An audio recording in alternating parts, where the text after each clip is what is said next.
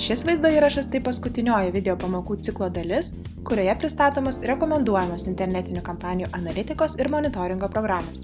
Pirmoji jums jau gali būti pažįstama, nes ji integruojama kone kiekvienoje internetinėje svetainėje, tai Google Analytics, o antroji – Hotjar, sukėlusi tikrą perversmą analitinių duomenų srityje. Kartu, šios programos yra galingas įrankis, kuris tiksliai parodo lankytojų elgesį jūsų internetiniuose puslapiuose ir suteikia jums galimybę matyti, kokia yra vartotojo patirtis ir kaip jūs galite ją pagerinti. Pradėkime nuo Google Analytics. Pirmiausia, norint naudotis Google Analytics paskyra, jums reikės turėti Gmail paskyrą. Jeigu jos neturite, visiškai paprastai, kelių mygtukų paspaudimu galite ją susikurti. Kai būsite prisijungę prie savo Gmail paskyros, jums beliks pereiti į Google Analytics paskyrą ir prie jos prisijungti. Užregistruosite norimą stebėti internetinę svetainę, įvesdami jos URL adresą ir tuomet gausite Google sugeneruotą specialų sekimo kodą, kurį reikės patalpinti stebimoje internetinėje platformoje.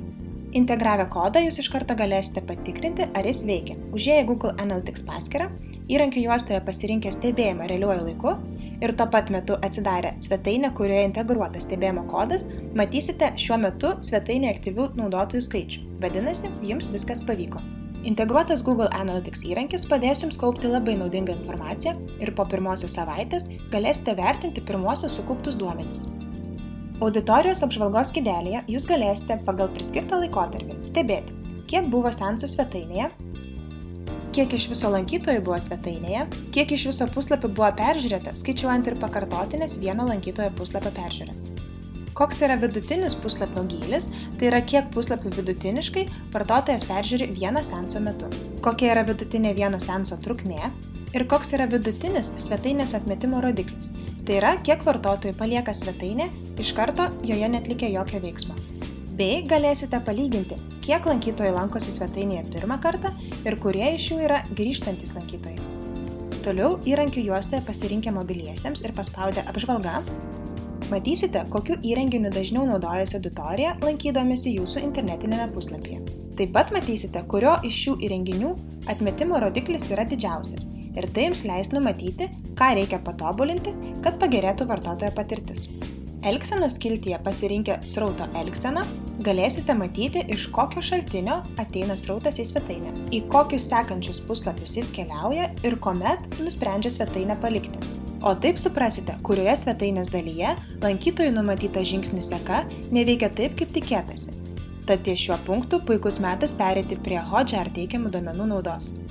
Žinant tik puslapio URL adresą, kurio išėjimo rodiklis per didelis, dar trūksta aiškumo kodėl, kas skatina lankytoją palikti puslapį. Tad keliaujame į Hotjar ir čia taip pat atliksime registraciją. Jūs galite susikurti paskyrą, nurodydami duomenis pateiktose laukeliuose arba prisiregistruoti su jau sukurtu Gmail paštu, tiesiog spustelėdami mygtuką Sign up with Google. Hotjar jums suteiks 15 dienų bandomąjį laikotarpį visoms business plano funkcijoms, o vėliau jūs galėsite pasirinkti jums tinkamą planą arba likti prie nemokamos Basic plano versijos. Taip pat, kaip ir Google Analytics paskyroje, jums reikės užregistruoti stebimos svetainės duomenis. Tuomet jūs gausite stebėjimo kodą, kurį pagal atitinkamas instrukcijas reikės integruoti savo svetainėje. Tuomet, po kurio laiko, kai įrašai bus susikaupę, paspausite pasirinkimą Recordings ir matysite visus per atitinkamą laikotarpį sukauptus įrašus. Paspaudę ant Play mygtuko, kiekvieną jų galėsite peržiūrėti atskirai. Šis įrankis veiks kaip jūsų slaptoji kamera naršytojo užnugaryje, stebinti jo kiekvieną mygtuko paspaudimą ar puslapio paslinkimą jūsų internetinėje svetainėje. Taigi iš Google Analytics turimus duomenis galėsite lengvai palyginti ir analizuoti su vaizdine medžiaga. Tarkime, norite patikrinti konkretaus puslapio, iš kurio žmonės dažniausiai išeina vartotojo elgseną užfiksuotą Hotjar.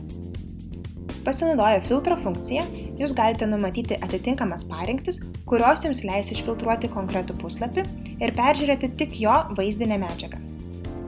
Peržiūrėję užfiksuotą informaciją, galėsite pasidaryti reikiamas įžvalgas atitinkamiems pakeitimams. Geresnė vartotojų patirtis naudojantis internetinę svetainę ne tik didina lankytojų srautą, bet ir skatina geresnę konversiją, vartotojų grįžtamumą bei jų lojalumą. Tad būtinai nepamirškite šių dviejų įrankių pagalbos ir integruokite juos savo internetiniuose puslapiuose.